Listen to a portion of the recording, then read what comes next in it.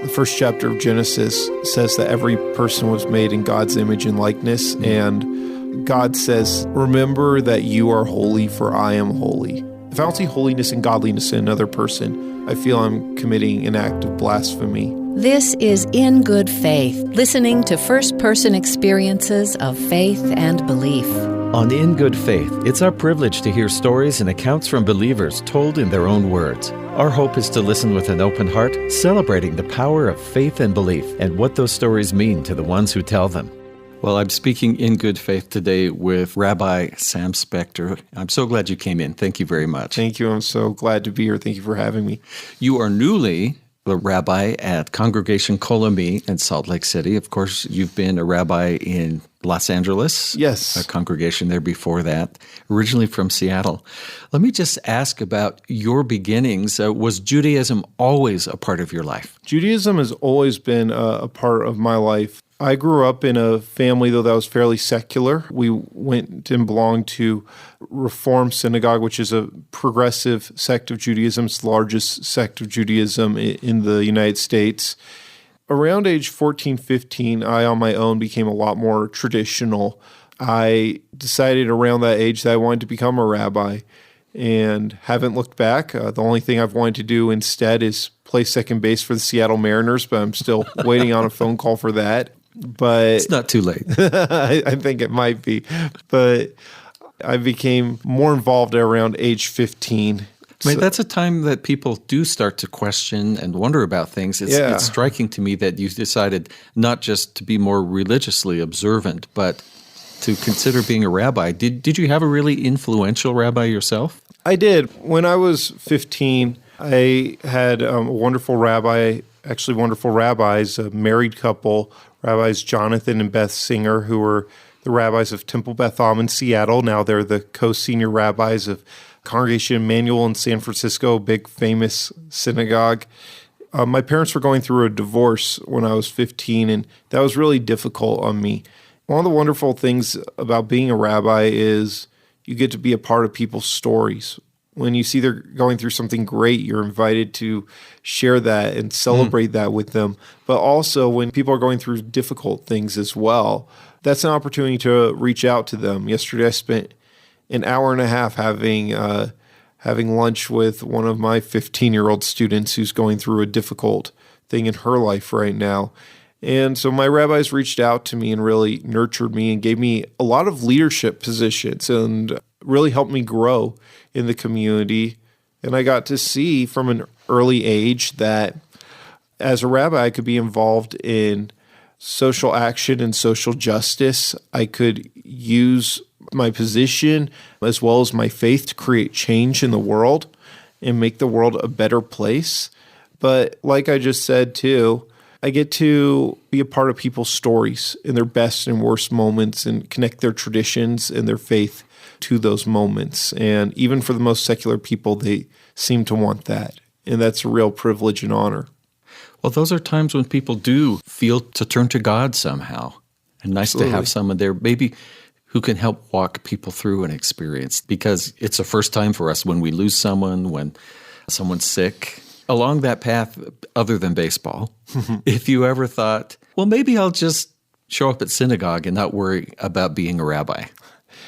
I never really had that moment after being 15. I was pretty driven. My father is a pediatrician. He has a picture of himself when he was 4 years old listening to his teddy bear with a stethoscope, and it says, future Dr. Spector. And my brother is also a pediatrician, and he has a thing that he filled out from first grade that said, what do you want to be when you grow up? And it said pediatrician. And so in my family, deciding what I wanted to do for the rest of my life at age 15, I was kind of late to the game, I think. But I haven't looked back. I really do love what I do, and every day I'm grateful to do it, and I'm thankful. I mean, where it is challenging and where sometimes you do have those difficult moments is often you become a clergy person because you love faith so much and you love praying so much. You get so much out of it, getting to sit and learn and study. And I still get to sit and learn and study and grow. But now a lot of my job is not so much about connecting to prayer myself. I try to, and often I do, but more facilitating prayer for my community, putting my own faith needs a bit on the back burner at times to accommodate entire communities' needs. Let me ask you about two things in your youth. One is, aside from having a very helpful set of rabbis in your youth, was there a moment or an event or something that made you realize, I really do believe in God? There have been a lot of moments where I've gone to see holiness in this world. One moment in particular that comes to mind where I said, if this isn't proof to me that there is a God, then I don't know what else there could be. When I was in high school, there was a program called J-Serve where 8 cities were chosen and 8 teenagers from each of those cities were selected to come to Washington, D.C. to plan in their city a Jewish day of service in their city. I was one of the delegates selected from Seattle. And so we went to Washington, D.C., and it was the middle of winter, and it was freezing cold and snow. I went to this square where a lot of homeless people sleep and live. And I brought with me to distribute a bunch of socks and toothbrushes. And so there I was feeling pretty good about myself and what a great guy I am because I'm handing out socks and toothbrushes to poor people and homeless people. Ironically, only a few blocks away from the Capitol where some of the most powerful and wealthier people live. I remember there was a man, his name was Maurice, who came up to me and he asked me, what do you have? And I said, socks. And he said, I already have socks. What else do you have? I said, well, I have toothbrushes. And he said, well, I already have a toothbrush. What else do you have? And I said, I'm really sorry. I don't have anything else for you.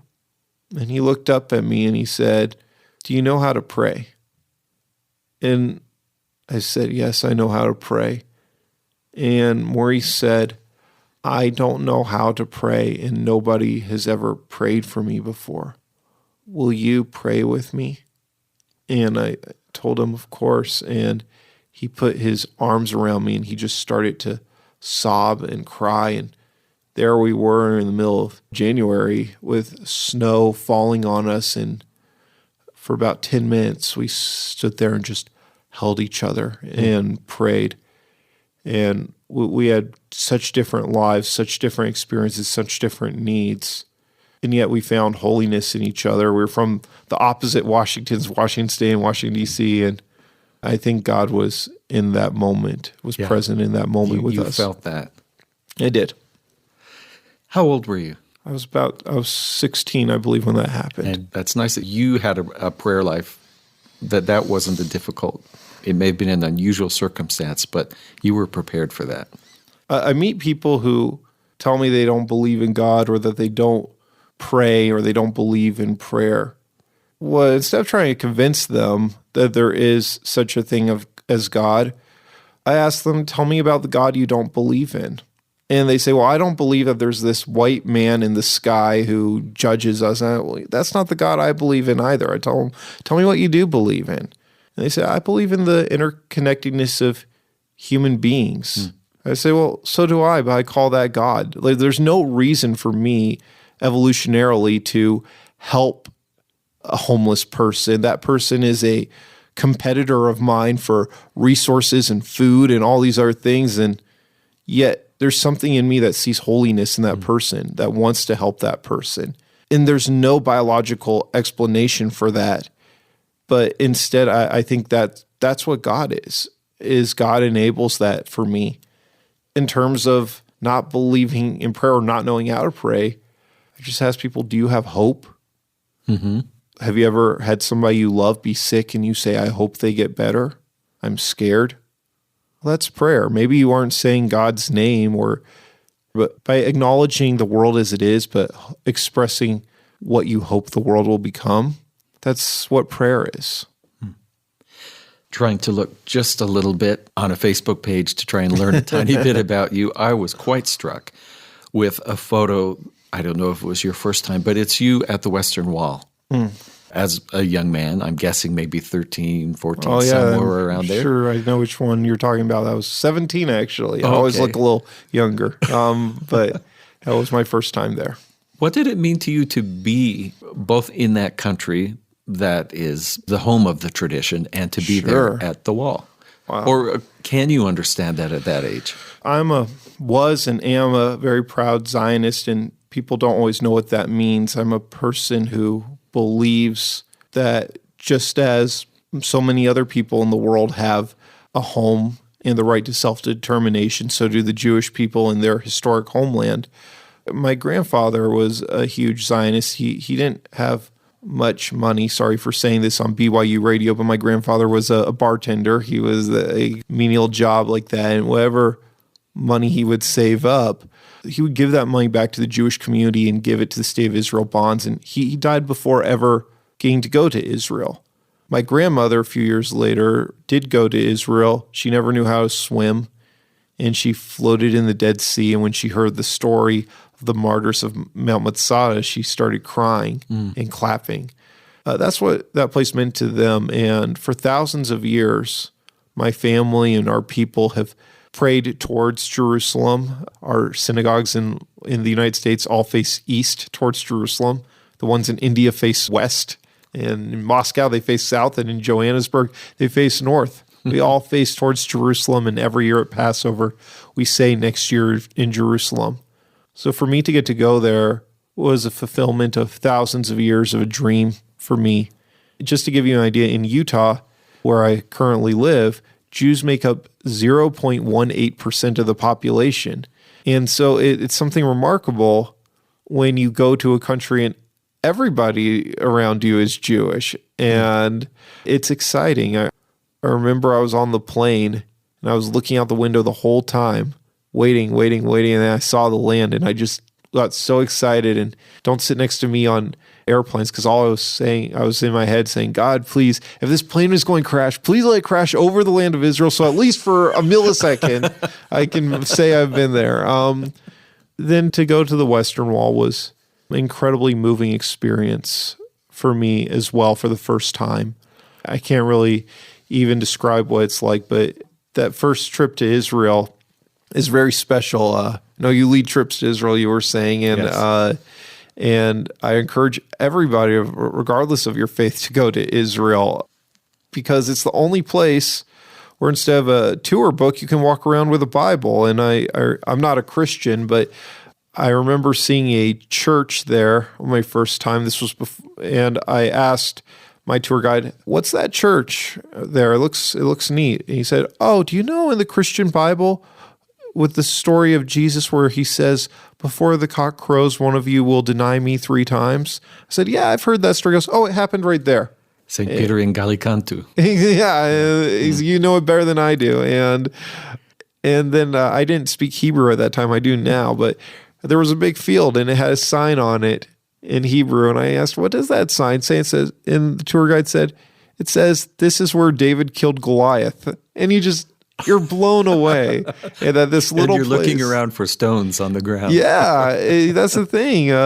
When I grew up in Seattle, I remember doing a field trip to downtown Seattle, and my teacher pointing out a building and saying, "Kids, this building is from the 1890s. It's the oldest building in Seattle. It's over 100 years old." And then you are in this place, and you're walking past buildings that are thousands of years old, and it's incredible. Everybody should go. And like I said, I've been to over 40 countries, but in this tiny little place, smaller than New Jersey, you experience something that you can't experience anywhere else. There's nowhere else like it where you feel the holiness. You mentioned as a rabbi helping people with making spiritual connection with prayer, with Torah, but that you have maybe a little less time than you might like for that personally. But when you do have that time, are there favorite passages? Are there places that are like a touchstone or an encouragement or something that, I mean, you can't ask someone, what's your favorite verse of the Word of God? Well, I can ask that, but I don't know if anyone can have one. Two that really stand out to me in the Torah are from the first chapter of Genesis, which says that every person was made in God's image and likeness, and And later on in the Torah, it's God says to the people, or says through Moses, remember that you are holy, for I am holy. Mm-hmm. And so I think those two verses really are what we should be doing, are a commandment really of how we should be treating each other. That if I don't see holiness in you, regardless of your faith or ethnicity or whatever, if I don't see holiness and godliness in another person, I feel I'm committing an act of blasphemy. A story that has given me a lot of inspiration. You were asking any other thoughts about a career other than second baseman for the Mariners or rabbi. I love history. Maybe I'd be a history professor. One of the most fascinating places I've been is Egypt. And the ancient Egyptians kept phenomenal records. So a metaphor I often use is that we see in Egyptian records that it took only about 13 days for the Pharaoh's army to go from Giza in Egypt to the Promised Land. Mm. And yet, the Torah says that it took the Israelites 40 years and that they went not in a straight line, but in this huge circle. That's something I actually really love. The book of Numbers, we call it Numbers in English, but in Hebrew it's called Bamidbar, which means in the wilderness. Mm. Sometimes when we're looking to go from our place of darkness, our place of bondage, to our own promised land, it's not a straight, easy shot, but rather we have to spend time wandering in the wilderness and going in circles and having setbacks in order to find that promised land, that personal promised land. And it's so inspiring. And we're reminded, by the way, this 15-year-old I met with yesterday, she was saying, I'm 15 years old and I don't know my purpose in the world yet. You might be the wrong one to talk to about maybe. Well, I'm still discovering it every day. But what I reminded her, I said, who's the greatest Jew of all time according to our tradition? She said, Moses. I said, yeah. Well, Moses spent his first 40 years of his life hanging out in a palace, not really knowing who he was. Then he spent the next 40 years of his life hanging out with sheep in the desert. The Moses that we all know, who freed the Israelites and became our hero, and became in our tradition, we say the closest person ever to God, to have a relationship with God. That Moses didn't exist until he was 80 years old. So it's never too late for us to reach our greatest potential. Yeah. And we don't know how God is shaping us for those things he has in the future, perhaps. No clue, but I like to think that I remember when I was a child, I was in 4th grade, and we visited a mosque, and the imam at the mosque asked me what I learned in school that day. And I said, what I learned in school so far that day. I said, I haven't learned anything today, which was a common answer, I would say. And his response to me, he said, think harder. He said, the day that you don't learn a single thing should be the day that you depart from the world. And that always stuck with me. Every day, we are learning new things. We're learning about each other. We're learning about our world. I'm meeting people who were created in God's image that I didn't even know existed. And they're changing my worldview just by knowing their existence. So I think that every day we are being shaped to become the people that we are capable of being, and to create the world that in the way that it's capable of becoming, and being partners with God in that process. You mentioned early on about one of your grandparents, your grandfather. Yes. That they were immigrants. My grandfather was an immigrant. My grandmother was born in the United States, I think 2 years after her parents had immigrated, but both of their first languages were Yiddish. Mm. I'm just wondering if you, because of that, hold a place in your heart for the stranger or the person who finds himself in a new situation. Absolutely. The story of the immigrant is our story. Sadly, with this horrible shooting that occurred at Pittsburgh Synagogue, it was done in response by a radical who was angry that synagogue, like my synagogue, had a Shabbat service the week before in honor of welcoming refugees. The synagogues chose that Shabbat purposefully because it was the portion of the Torah that we read that week when Abraham is told by God, go out and leave your home, leave the home of your father and go to this land. And Abraham has to, purely with carrying only his faith, leave his home, create a better tomorrow for his children. And I'm one of those children. My grandfather was born in what's called a shtetl, a tiny village in Ukraine. The name of it was Brylov. It had about 3,000 people in it, 2,000 of whom were Jewish. And my grandfather left in 1912 from this shtetl when he was a baby. His father had left a couple years before and came to America and saved up money to bring his family over by digging through the garbage and finding things he could sell. If you go to that village today and you ask them, where do the Jewish people live? They'll say Jewish people never lived here. And that's because on February 12th, 1941, the Nazis came into that village and shot every Jewish person who lived there. And that would have been my grandfather too, had he not left. I think that there's never been a country in the world that has been so wonderful as the United States to my people.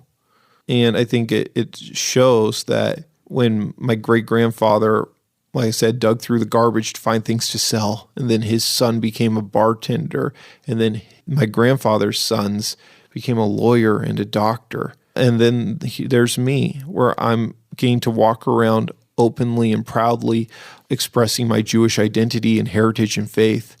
And people embrace that here. It's really special. And the main idea in Judaism that we talk about on Passover is the hope that tomorrow has the potential to be better than today.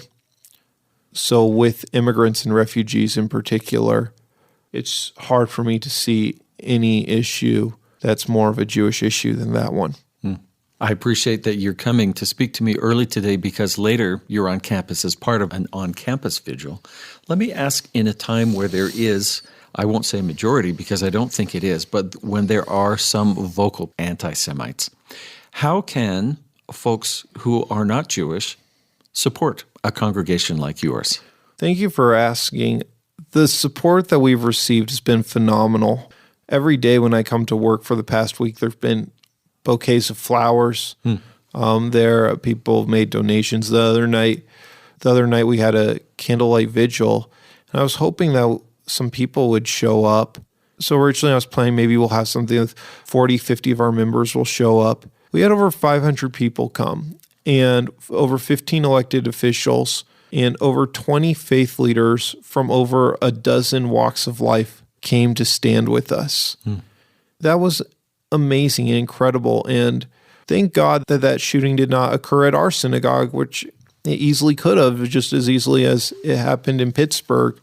But that morning of the shooting, we had a bar mitzvah service going on, celebrating a young man in our community. But we also had a group of middle schoolers from a Unitarian church who were visiting us, and we had 4 BYU students who were visiting us that day. And I think that's what people need to be doing, is coming and sitting and learning and meeting others. The person who carried out this act of violence showed so much ignorance, and I doubt knew any Jewish people, but the Anti-Defamation League reported that in the past year, anti-Semitic events are up 57% in our country, which is in 1 year, which is the highest that they've ever recorded since they started recording in 1979.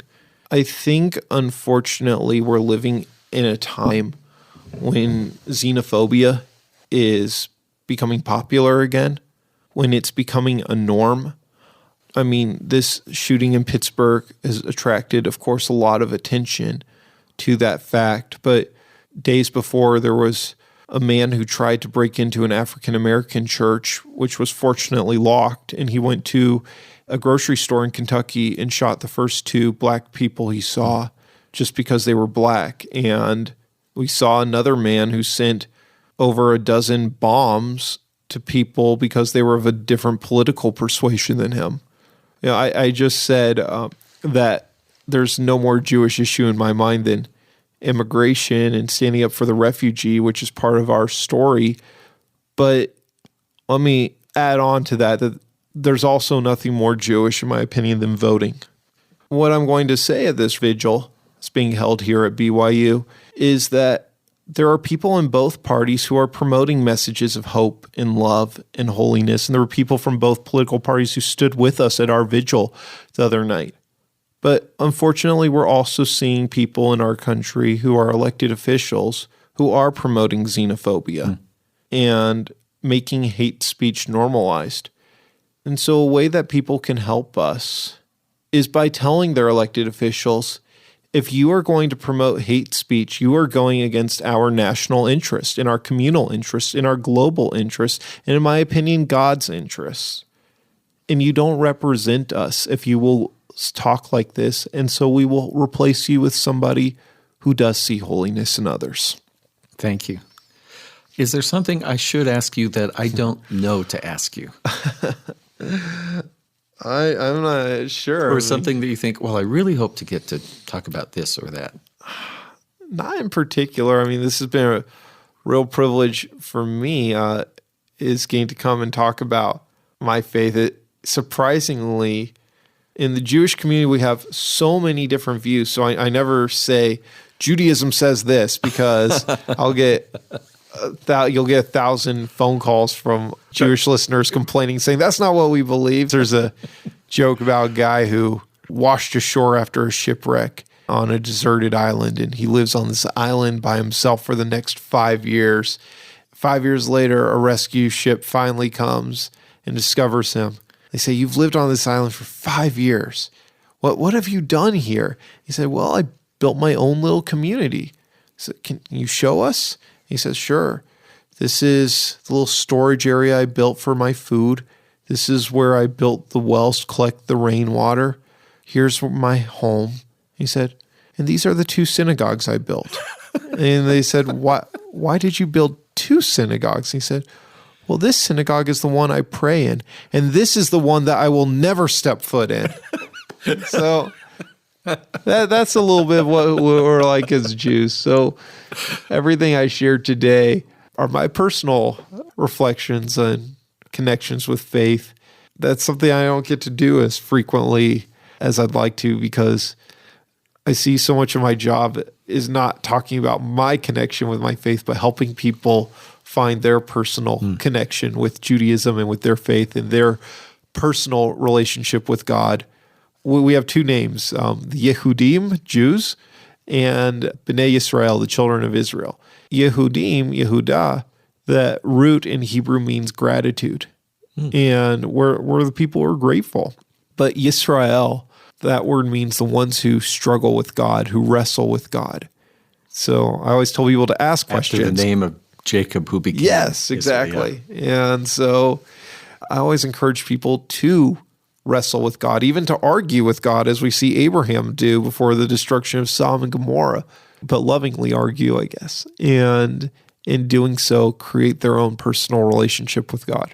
So it's a privilege to get to share my personal relationship, which, by the way, if I have the privilege of coming back here in a few years, if you'll have me again, I'll have very different answers for you as I probably would have 3 years ago, because that is a relationship that's ever evolving. Rabbi Samuel Spector is the rabbi of Congregation Kolomi in Salt Lake City. Shalom and toda rabba for coming today. Toda rabba, toda lecha. Thank you very much to you and your listeners for joining me today.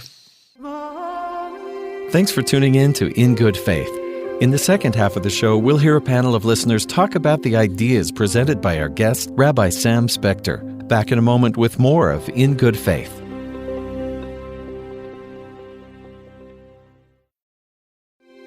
This is In Good Faith, listening to first-person accounts and stories of faith and belief.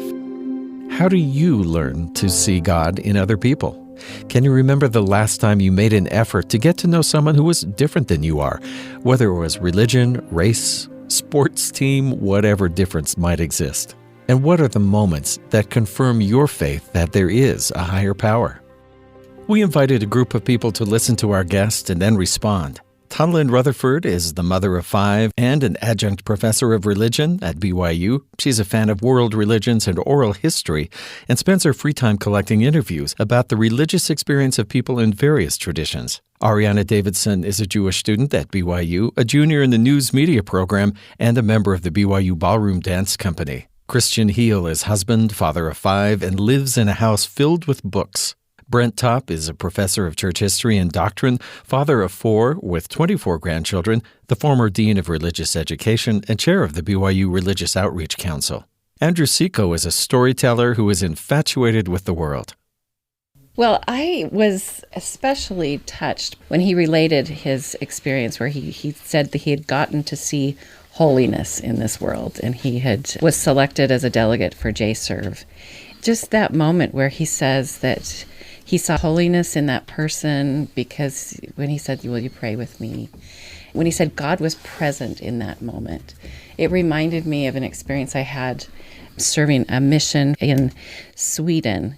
I was really, at that point, very new to missionary service, and I had been robbed and had no letters and was at a real deep down point. And I remember finding God in prayer and really feeling him almost as an embrace in that moment. And it was in the bathroom. Sometimes you need to be alone, and the only place to do that is in the bathroom. And so it was this moment where God was there for me. It was really powerful. And one of my favorite things to see as I look at other religious traditions is how God reaches and touches other people and is there in moments for people. You know, I was particularly impressed with that story too, but if you remember, there was something that just jumped out at me where he talked about, if I don't see holiness or goodness in someone else, I am committing blasphemy. That just jumped out at me, because especially within Judaism, blasphemy, I mean, that's about the worst thing that you could possibly do. And he's saying that not seeing goodness or the divine or the potential in someone else is equivalent to the worst possible thing you could do. And that was just amazing to me, that here he is holding and praying with a homeless gentleman and seeing goodness when it would be easy to see all the bad or the worst of society, and yet he was seeing the good. I think that just really, really touched me, that is what faith is being willing to recognize and appreciate goodness in those that may be dramatically different than we are. That was one of the things that touched me of that experience. I like the story that you were in the bathroom when you found a moment with God. Yeah. I really like that, because I think that with all the media noise and everything going on in my life, it's really hard to hear God sometimes. It's really hard to, reach out and find him. But then I think I agree that I've always found God most in silence, in the most isolated form of myself, just as much as it is with other people. But when I'm with other people, I do see the divine in other people. I see the interconnectedness of humanity as part of my faith and as part of God and what he gives us. But when I feel most connected to God, and when I felt most connected to God, I was actually in Israel, which maybe takes it to another part of his conversation. But I went on the Birthright trip, and they took us out into the middle of the desert. We were at a Bedouin camp. So it was a super intercultural experience for me. And they walked us out with no lights into the middle of the desert. We were away from everyone and everything except the other camp that was also there, and they were awful, and they brought their flashlights with them, and they had their phones out, and they were taking pictures of the night sky, which, as a note, is not how you're supposed to experience the night sky. But they asked us to sit down or lay down in the sand and just look up at the stars. And I had never seen the stars before. Not really. Not like that. And at that moment, in that silence, in the desert, in nowhere I found God and I felt God in a way that I never had before. I guess the night sky is my bathroom. Sorry. I love the idea of birthright trip. I don't know if you've done that as well, Ariana. This summer, yeah. Not like this last, like I'm going this summer, yeah. For me, I wasn't like super religious, like even in Judaism growing up. I didn't really become, and I still say like I'm Jewish. Mm-hmm. Oh, yeah. Yeah. Oh, yeah. Yeah. Because I feel like I wasn't very religious coming here.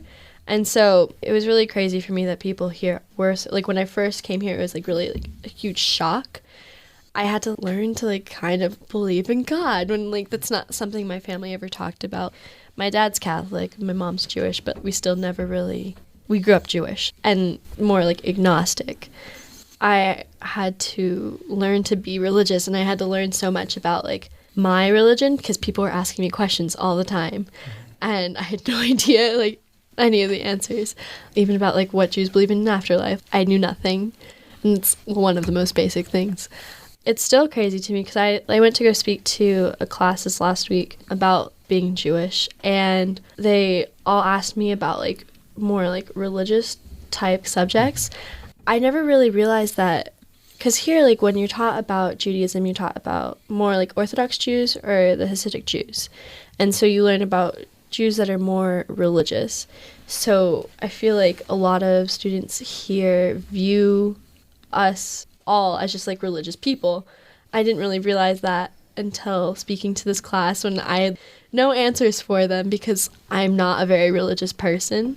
I'm like a spiritual person, but like I'm not, you know? Yeah. No, I think there is a difference between being religious and having faith and having that inner spirituality. And I think that's what you're expressing there. Yeah. Well, Rabbi Spector talked about the two different synagogues that were built, and the one that he will worship in and the one he will never go in. And I know when I was teaching at the BYU Jerusalem Center, and we had a rabbi that would teach the students, and students always wanted to have those religious questions that Ariana is talking about. And they would say, well, what do Jews believe about? And Rabbi Rosen would always say, which Jews are you talking about? And that was something that the Mormon kids just couldn't get wrap their minds around. So I was teaching a class recently about Judaism, and my students couldn't grasp the concept that there were several different opinions in the Talmud or a Mishnah. They wanted to have one answer to the question because that's what they're used to, is that there's usually one correct answer sometimes in a traditional Sunday school class or a traditional formal meeting. And one of my holy envies of Judaism is this concept that there's constantly, in fact, Rabbi Spector quoted the imam that said, the day you stop learning new things, you should stop living, right? And I think this is a real important concept that we can all learn from Judaism, that it's the questions sometimes. It's not necessarily knowing the one right answer. There could be several right answers. Yeah, I thought of that as Rabbi Spector was talking about that, and I thought of how Jews in yeshiva learn. As they study Torah, that is the arguing. It is the learning the different commentaries and the different opinions. And I think it reflects a little bit of Ariana that we oftentimes want one answer only, and anybody that doesn't have that one answer, there's something wrong with them, or that they're a heretic in some way. And I think, like you said, Tana Lynn, having a little bit of holy envy of learning from others and being willing to, maybe the argue is too strong of a word, but that Jewish way of learning, of give and take and discussion and thinking, maybe I don't have all the answers is a really good thing.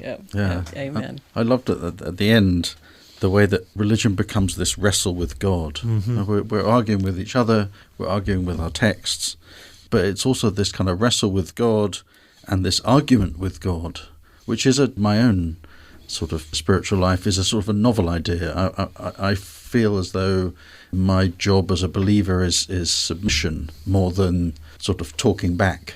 But I realized that actually it's a lot more of what I find myself doing, is sort of talking back and engaging with God. And that's actually what brings us to this sense of personal relationship, which I think has become so vital. It's only when we're sort of engaging and when we're feeling alone or feeling sort of broken, calling out in our brokenness, or seeing others in their sort of weakness and sort of asking God why, we start to have these sort of answers ourselves. I really love that idea. Yeah, I liked the concept, and Ariana referred to it, where Rabbi Spector talked about the journey in the desert or the wilderness. And I thought how often that I have meandered in my quest for the promised land, but that Rabbi Spector talked about that's part of the process. The meandering, or as Christian pointed out, the struggle. That, I think, is what God wants us to do, not to always have all the answers. He wants us to wrestle and question and struggle. And I appreciated Andrew talking about silence. I would maybe add the word, and it came out of Rabbi Spector. Remember, his quest to know God came very young, as his parents were going through a divorce. And it may not have been the silence of the Judean desert, but it's the loneliness of personal problems. And I think that's when we all have those moments where we feel lonely, or like Ariana, feeling alone because you're different than everybody else around you at school. It's in those moments of loneliness that I think God speaks to us in the wrestle. I know for me personally, I had a Rabbi Spector type experience when I was a young teenager, and I went on a study trip to Europe. And I had never been outside of southeastern Idaho or Wyoming, or I'd never been to Colorado, and that's as far east as I'd gone. Being so alone and in a different culture and different circumstance, that's when my prayers became the most meaningful. And I remember exactly a little village in the Alps of Austria where I think, prayed in the first time in a very, very personal way, not just because of the beauty of the Alps or the silence of being there, but in the loneliness of being away from what was comfortable to me. And I think that's part of that journey in the desert, to be able to arrive at the promised land, that I was really moved by Rabbi Spector's observations. It's a moment of holiness. Yeah. Just like he was talking about. And I love that. I love the moment of holiness, because the moment of holiness doesn't always mean a moment that you're experiencing, so much as this poetic concept of a moment of a person, like an aspect of a person, finding the beauty and divinity and hope within that person and within anything and everything.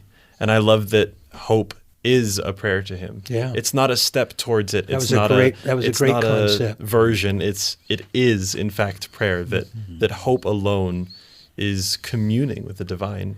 I thought that was so insightful when he was asked the question, I don't believe in God and I've never prayed. And he said, do you hope for a better world? Do you hope for things? As we sometimes struggle with our own faith challenges, it's when we lose hope that we really are in trouble.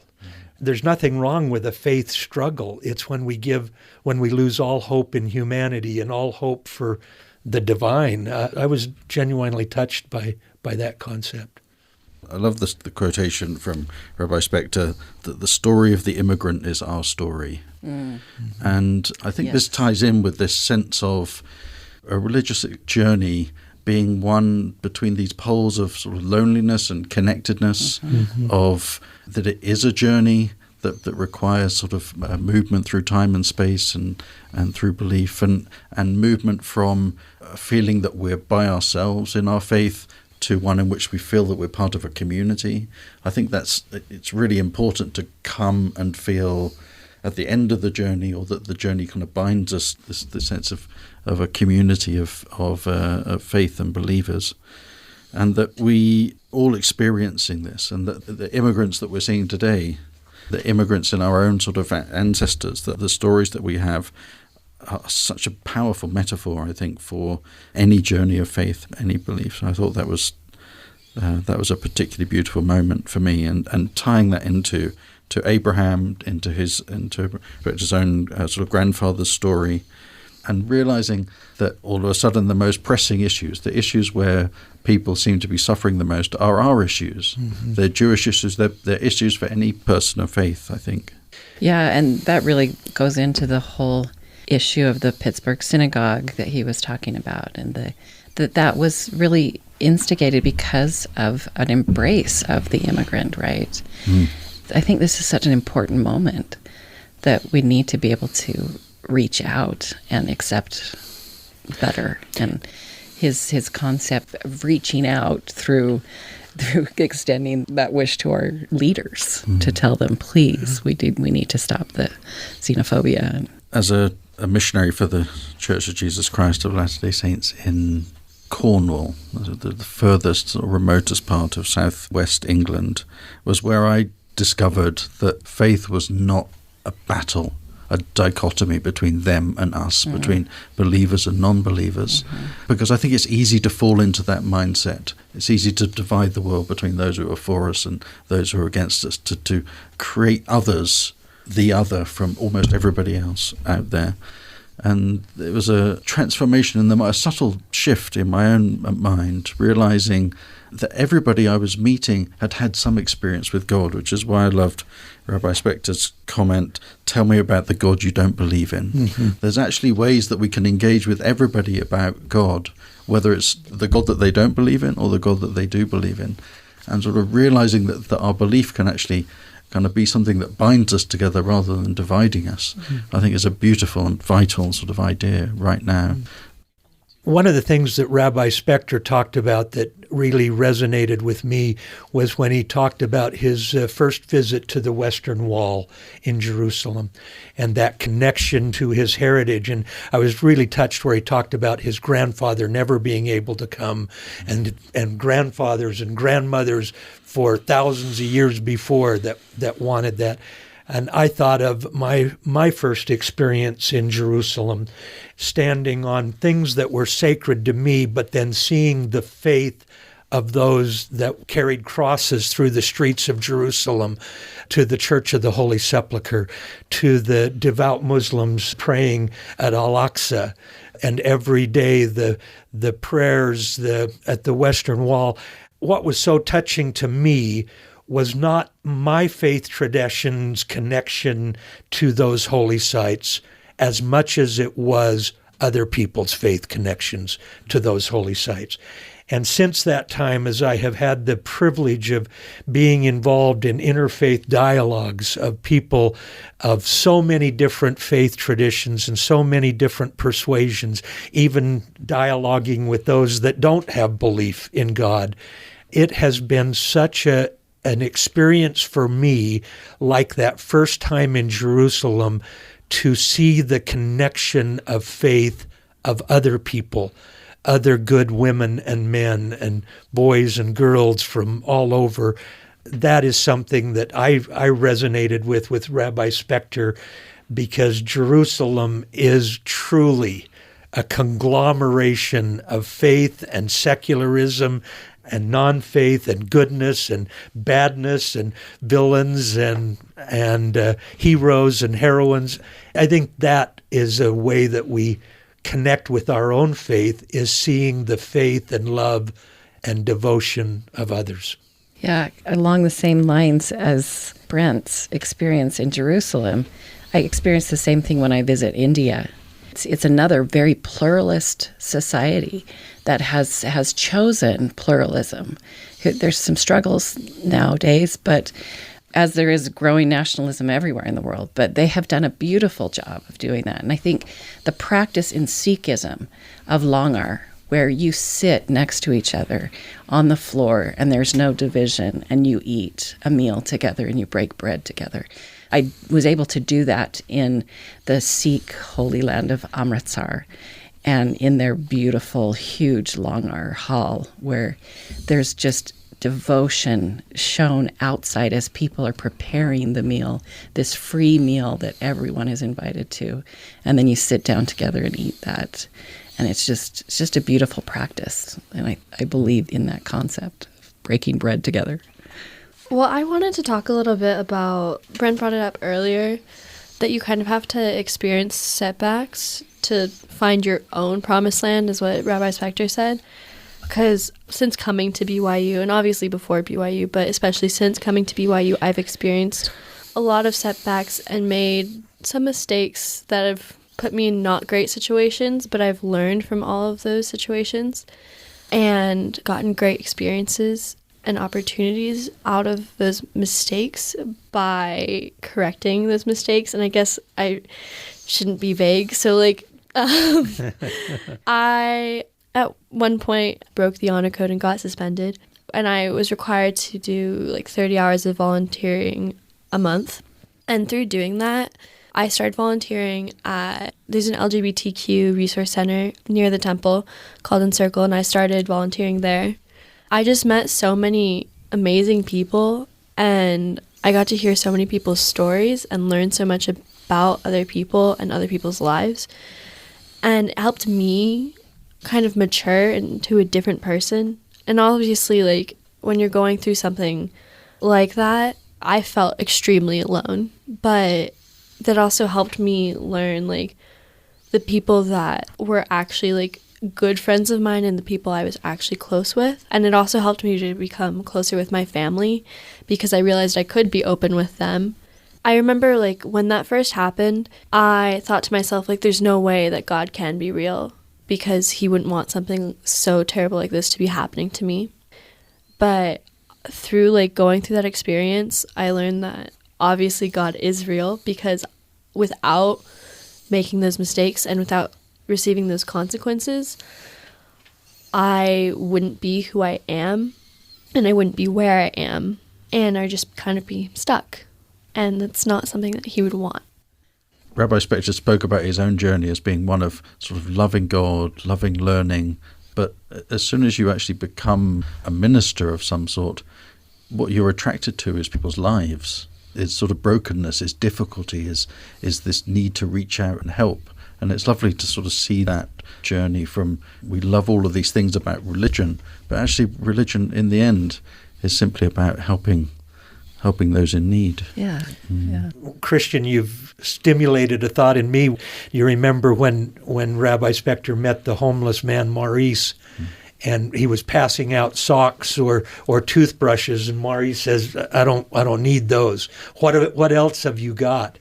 And I thought that illustrates what you were just saying. It reminds me of what Peter says in the New Testament: "Silver and gold have I none, but that which I have give I to thee."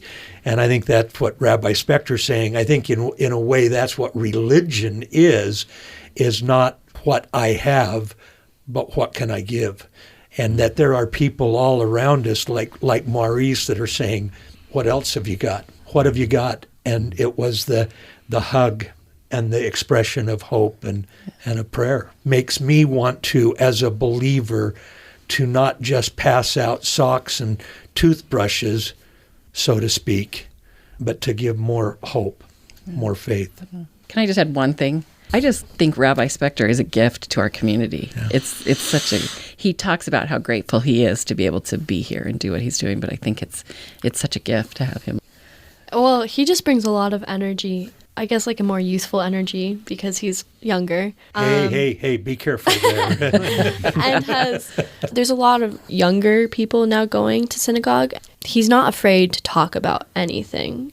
I think it maybe is helpful in light of the vigil where he spoke of the vigil and the shooting in the synagogue of Pittsburgh. The thought that I had where Rabbi Spector talked about the great outpouring of love and support from other people, not Jewish and maybe not even religious, expressing their love. And I thought about that how terrible it is that we've had these shootings not only in synagogues, but we've had them in the church in South Carolina. We had that in the church in Texas. The terrible polarization. So it's not just anti-Semitism. In some respects, it's anti-religion.